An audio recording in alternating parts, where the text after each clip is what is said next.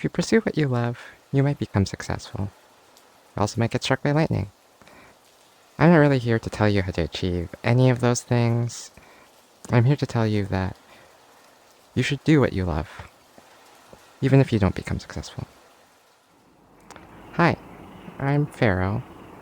I'm a solo game developer and Haunted Plush. I made a few games, a lot of art, and never really been successful with any of it. Now, such a thing is probably to be expected. Common wisdom is that you will fail a lot when you start doing something. And I started doing art when I was adult with no artistic skill whatsoever. The first time I wanted to quit was before I even started. I'm so behind, I thought that I would never catch up. But I kept going because creating gave me something I needed in life, something I was missing. You may have seen this before. This is Maslow's hierarchy of needs. I've seen it before, and it ruined my life. If you aren't familiar, this is a proposed order in which people fulfill their needs, with the bottom being the first, and the top being the last. So it proposes that a person who is starving, for example, will not worry about their self-esteem until they have been properly fed, focusing on later needs in the hierarchy only after earlier needs have been completely fulfilled. It seems pretty logical at a glance, but the hierarchy breaks down pretty fast if you think of counterexamples. Do you know someone who can't make rent, but still wishes for a romantic partner? Do you know someone who would give up things like eating or possessions for the sake of spiritual fulfillment? Do you know what a starving artist is?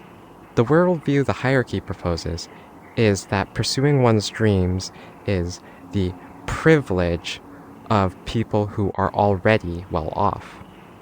People who are already safe and secure, financially and emotionally, and people who don't fit that mold should simply work on reaching that state. The way I see it, people need all of these things simultaneously, to a point. Someone can be fed, or loved, or satisfied with any of these. And the point is different for every single person. And at the top of this once pyramid was the thing I was missing, a thing I personally call fulfillment. Wow, now that I know my needs, I'm sure that life's going to be really easy.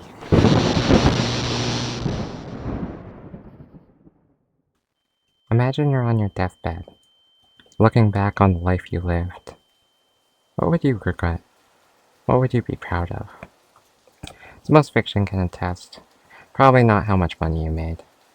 Probably not the amount of food you ate either. Might be the time you spent with loved ones. That'll be part of it for me, for sure. The biggest part is that I pursued my dreams. That I made the things I wanted to make.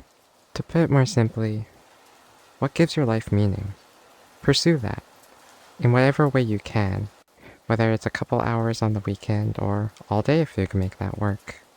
Pursue it without the need for it to sell or to get attention or to succeed. Do it because it's valuable to you, intrinsically. And if you don't have something that gives your life meaning, find it.